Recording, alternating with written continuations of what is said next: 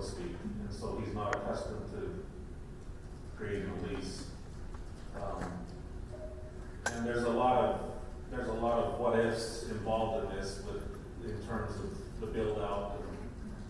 I spent a good chunk of my morning today dealing with Rocky Mountain Power because we need, a certain voltage there, and it's really not there, and so we're having to work through some of those questions, and it's hard to move. So I'm sure you've all experienced of moving. It's not easy. So the city has been very patient with us, and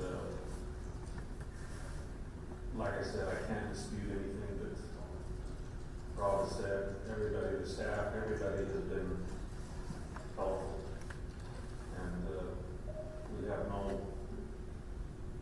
ill will towards the city at all, and wish that, from our perspective, our home is in Highland, and we don't intend to move. We intend to just stay in our home and continue to raise our kids and still be part of Highland. Our business obviously needs to move, and so that's what we're asking for. If we could convince you to give us another 90 days, I'm sure we can resolve this entirely. I just have a question. So if we could extend and allow you guys 90 days, is there any scaling back of your business so that it's not in violation of the home occupation standards, or what would you do for those next 90 days in order for us to not be receiving more complaints about this? So I should tell you that this summer has not been kind to us. I think that a lot of businesses, at least from the vendors that we talked to, the summer has been really flat, frankly, and it's got us a little bit nervous because we're spending money like a broken ditch bank, I don't know how to scale it back as in terms of the home occupation requirements. That's tough. I'm not sure quite how to do that. It has scaled back from the COVID days.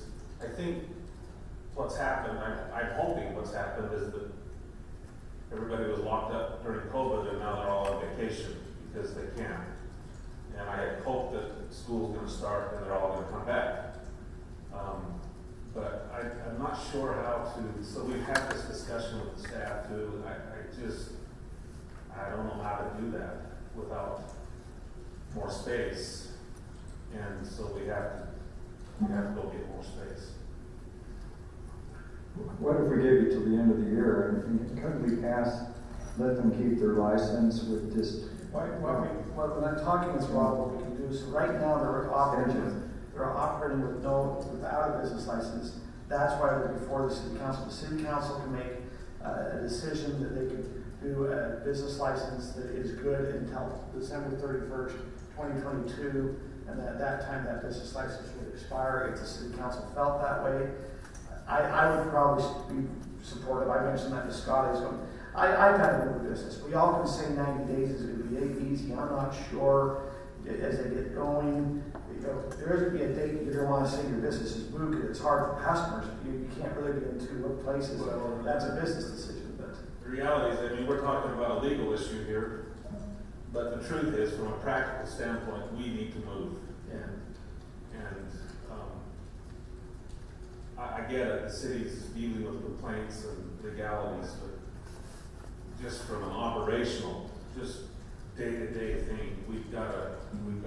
And that actually goes to your question about, is there a way to scale back? I just don't know how to do it. We just need to move.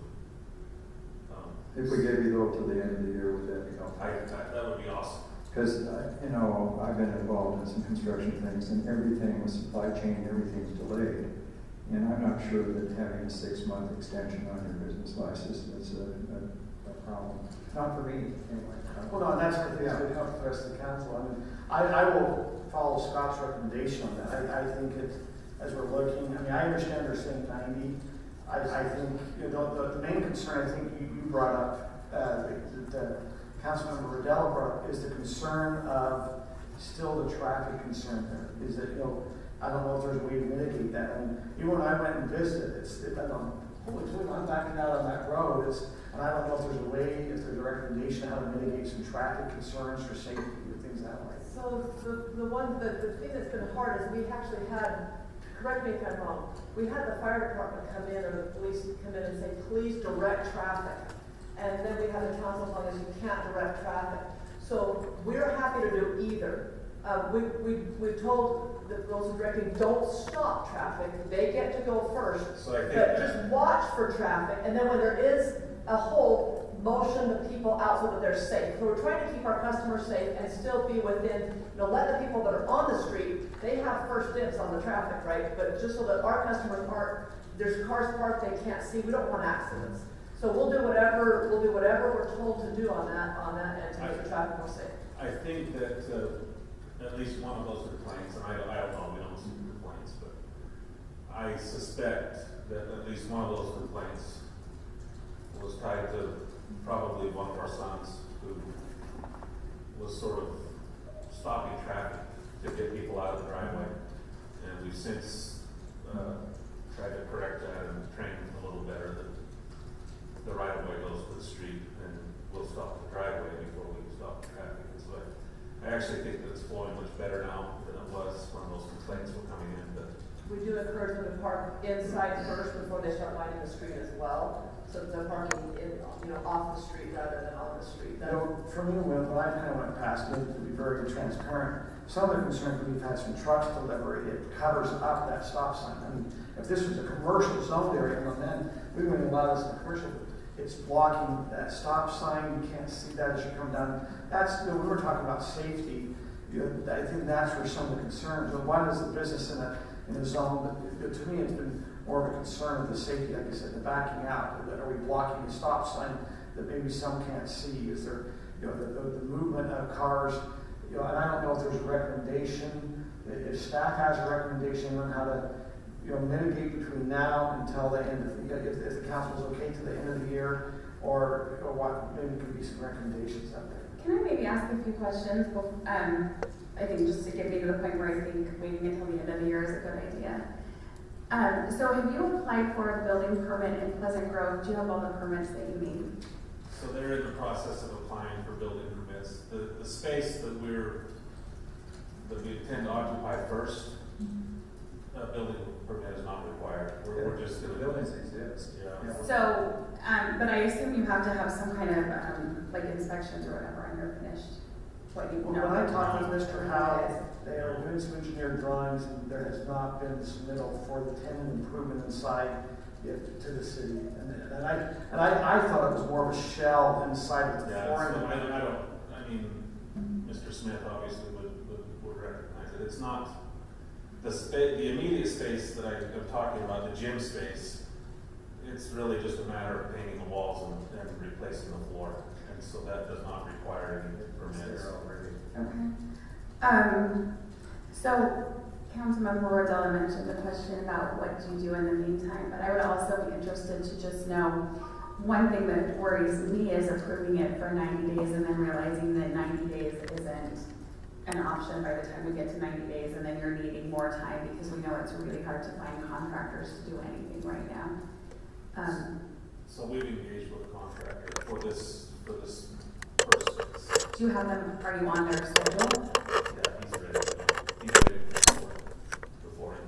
I've got the check, we just paid for the flooring, I can show you the check stub, we just paid for the flooring.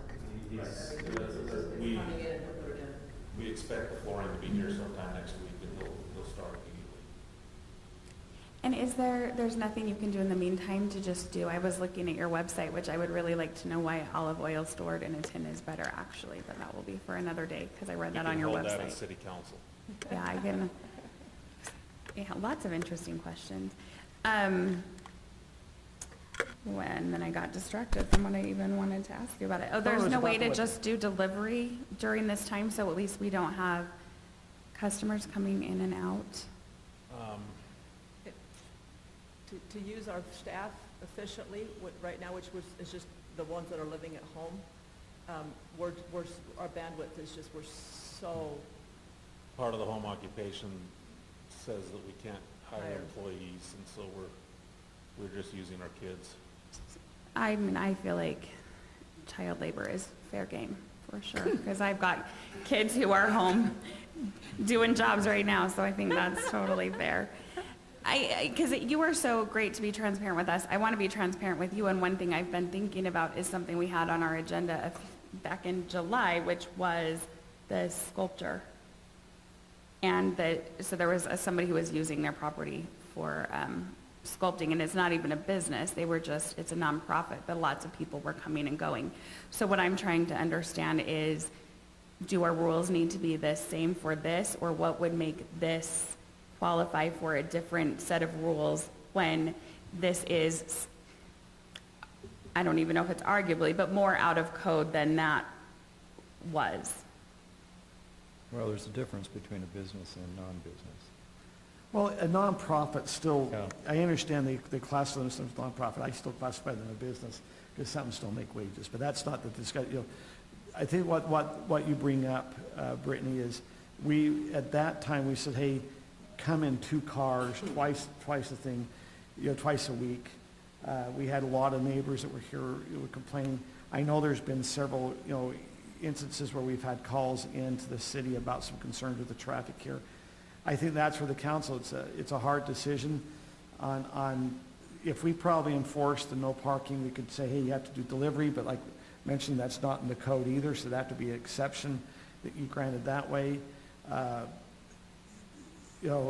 It depends, could they move here within 30 days? I think when I met with them, they said, hey, if it really came down, push to shove, they could push up. And it sounds like there's 3 spaces when I've talked with yourself and with the contractor. Oh, there's 4. It's mainly the one in the middle, I think. I don't know if it's the bigger one, and the ones on the side could be moved in within 30 days. It's the one in the middle, which takes some time, I think, for the remodel, from what I'm understanding. Am I understanding that correct? Yeah, so the other spaces, it's mostly office space, which is not really very usable for us, because we need a wide open space like we have here. But, and that one space, the gym space, provides that for us. So can I because I guess I've misunderstood about the gym space. You just need to paint the gym space, and you just put flooring in it, and then you can move in and you're up and running there. gotta build the correct? shelving, yeah. We've got to build the shelving, and, yeah, Floor paint, it's- shelving, and I think we could. I mean, maybe the timing, I thought it was a little bit more of a construction project than maybe what it is, and so maybe the 90 days they're asking could be more reasonable. I don't know. Tim, do you have any input here? I used to live around the corner from where you are, and I saw what the issues are, but you're making a genuine, honest effort to comply. You're coming here, you're being transparent, you're asking for something that I think is reasonable, and I don't see any reason not to grant it. So what are you looking, 90 days, are you looking in the year, are you looking at any recommendations on saying, hey, it now needs to become delivery? What would be some recommendations? I don't know how they could become delivery after hearing the regulations. We'd have to make more exceptions instead of just saying, continue what you're doing to comply. We'd have to say, okay, now we have to make some other exceptions to regulations. I just think the plan that they've put in place, they said the place they're going is better for them because they have to move, and it resolves all the issues. I mean, do we really want to shut them down in the interim and have a bigger blow than what's already happened because of COVID? I tend to say end of the year. That seems reasonable, and I think they'll do that before then. And I was directly affected because I live on, you know where Atlas is? Yeah, I lived over on Atlas, and so I drive by there all the time, especially coming out of the Stake Center. But they're making an honest effort, and I think this sounds like the path of least resistance, the best for them, the best for us, but I guess I have a hard time because I'm going through the timeline of all of this renewal here. And this is starting end of June 2020, where the license was up for renewal, but we were aware of complaints. And so this was brought forth about, reminding you guys of the home occupation regulations. So this is over 2 years ago. that we knew that this was an issue and that you were in violation of home occupation. And so then we did renew with, you know, the context that this would be taken care of and the issues would be taken care of. And then again in October 2020, you guys reached that agreement. And so then June through November 2021, it was up for renewal again. And again, there was issues that weren't taken care of. And basically the city said, if this is not taken care of, this is the last time we're renewing. I mean, there's a letter saying that it will be the last time. So this is in November 2021, letting you guys know this is the last time it will be renewed. And so sometimes I just have a hard time because it's almost setting precedents of we don't stick by our word by saying this is the last time and then nothing happens and So we're it- the city that's known as not Is it sticking up with now, our and word. in November of 2022 is when it ends? No, it ended, they. June 30th. Yeah, so the city renewed based off a conversation that sounds like, and I don't know if Rob, if you were involved, or if Candace, there was a conversation, I believe, in November. It sounds like they knew about it in June of 2021, but then there was a conversation in November of 2021. What was that conversation? So, and Candace can also speak to this, but we received the renewal license or request for renewal, and then Candace hesitated, and we had some conversations internally because the issues had not abated with COVID abating. So we questioned whether it was time to bring it to council or not. Candace requested essentially that they present a plan of how they're going to resolve this, and then after reviewing that, we said, we'll do it one more year, but feel free to add any context. Mrs. Wadsworth and I met, we actually had a conversation with Nathan in, wasn't it August, September, somewhere in there, and she had asked for just a little bit more time. She was actively looking for locations, trying to work a plan out and actively going that direction. And by November, when nothing had been put forth, we said, okay, this is it. We'll let you renew, but it's done the 30th of 2022 in June, so. So, you know, I appreciate all this discussion, but I guess the question in my mind, we were dealing with some kind of extenuating circumstances during the last 2 to 3 years. I mean, we had COVID, supply chain issues, all these other issues.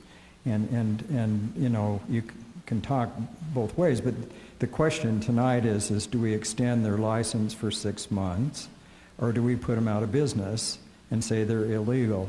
To me, they're making a good effort to move their business. Yes, it would have been nice if it had been moved sooner, but I don't know how they've done it in COVID. We had a big uptick in COVID in January.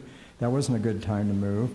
I've been trying to restore my grandparents' home, which is about 2 blocks from where you're moving, and it's taken me 2 years because of all the COVID issues and supply chain.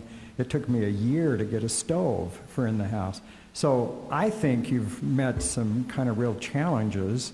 And so I'm supportive with Tim. I just say let's let you do what you need to do. Say we'll extend it until the end of the year, and we know you're moving with good faith, and we'll have to just tell the citizens we're really sorry, but they're doing everything they can to move. Could it have been better done 2 years ago? Yes, but you weren't planning on a pandemic or all the supply chain stuff and all the things. And, you know, it takes a little while to get all that stuff done, and I just appreciate that. And it's not 6 months, it's 4.5. Well, it's 4.5 from now, but we're extending the Oh, I see what you're license saying. from the 30th of Retroactively, June sure. to the, Okay. yeah. I mean, we have made efforts ever since we visited to find locations. For a while there, the closest thing was in Orem and Provo, and that's hard for us to move that far because we have family here. But we have been making efforts. You know, warehousing space done, ready to go was Orem Center Street until this kind of fell into our laps. And so when this came about, we've been trying since then to make that work. But Councilman Smith is correct in saying it's been hard because the things that should have taken a shorter amount of time are taking longer because of the issues that he mentioned.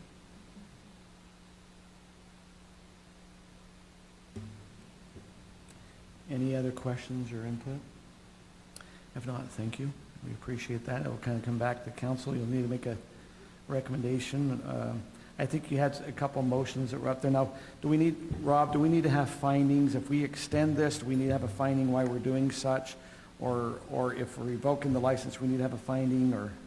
So if you're going to revoke it, I propose that you just make the findings that it does not comply with the home occupation standards for the reasons listed in the staff report. It's pretty well documented in there as to why it does not comply, and I don't think there's really a dispute that it doesn't. As to renewal, you don't really need to make any particular findings, but if you do have any conditions, normally licenses, again, are issued for a year up until June 30th. So if you're going to restrict that, say, end of the year, you would have to make that a specific condition of renewal. So, Rob, help me understand just a couple things about where we have the staff with enforcement versus the city council.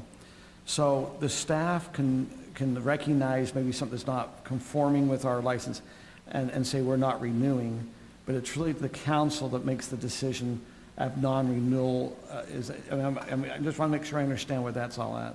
Yes, so and the way staff approaches it essentially is we approve it. So when they come in, if there's no complaints or anything, we'll just, stamp it, reissue the license, good to go. If there are issues, we'll try to work with the person to try to resolve them, and then, assuming they resolve them, reissue the license.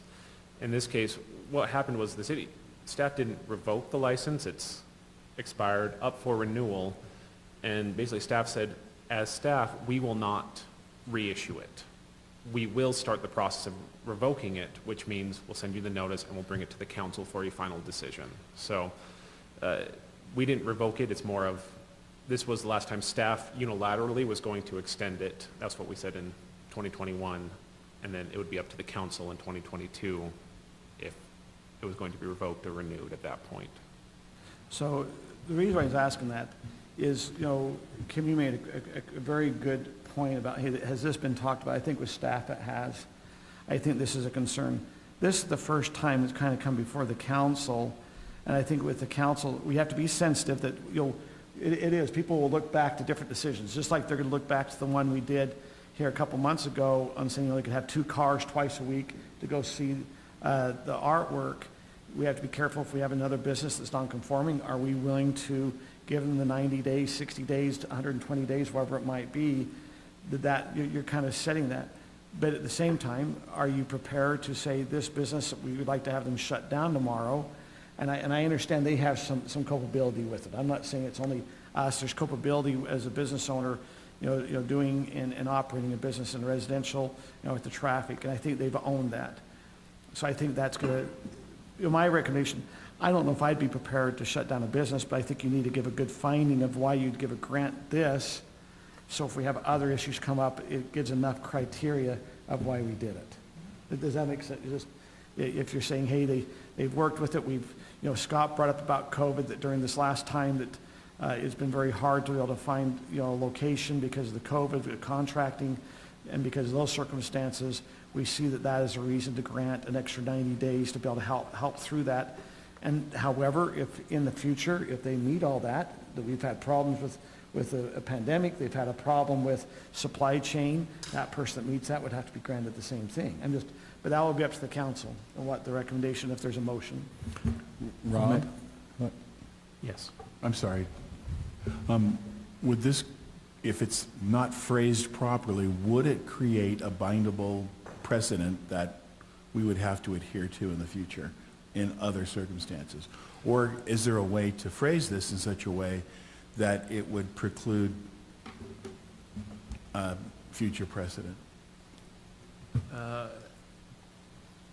The answer is both yes and no. In terms of kind of the practical import, it certainly does set some kind of precedent. In terms of the legality of it, arguable. There are some law on, whether a municipality is being kind of discriminatory and favoring one over the other for no apparent reason. But I think if you do craft, findings saying these are the specific reasons why this business gets this extension when we might not grant it to someone else, it would help to alleviate that concern.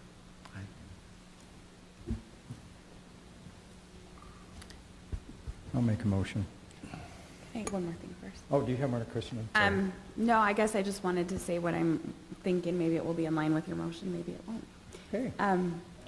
So I'm thinking I wouldn't feel comfortable asking somebody to shut down a business tomorrow.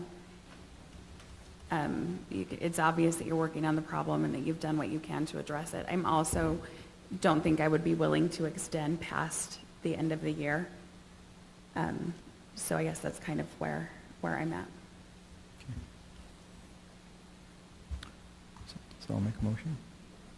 Unless, Kim, I can see, are you grabbing your microphone? Yeah, I mean, I'm on the same lines that I don't ever want to be the one that shuts down somebody's business. At the same time, I feel like we were giving them lots of opportunities to be able to remedy the situation, and it was a long period of time.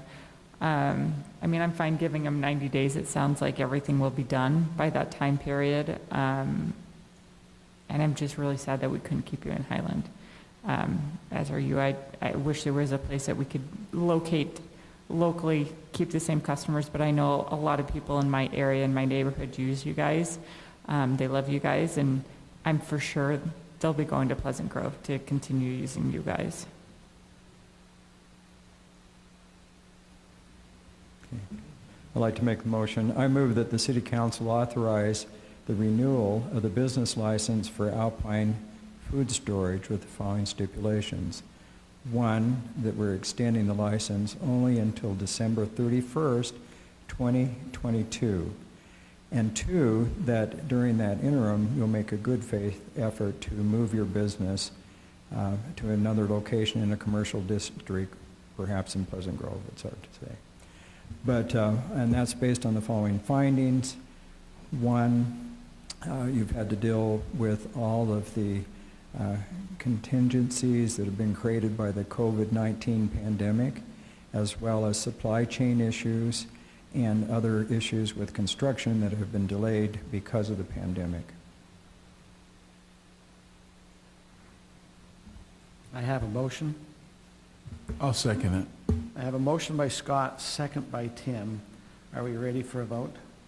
Do we have the set up so we can vote? Or do we just need to go through as a...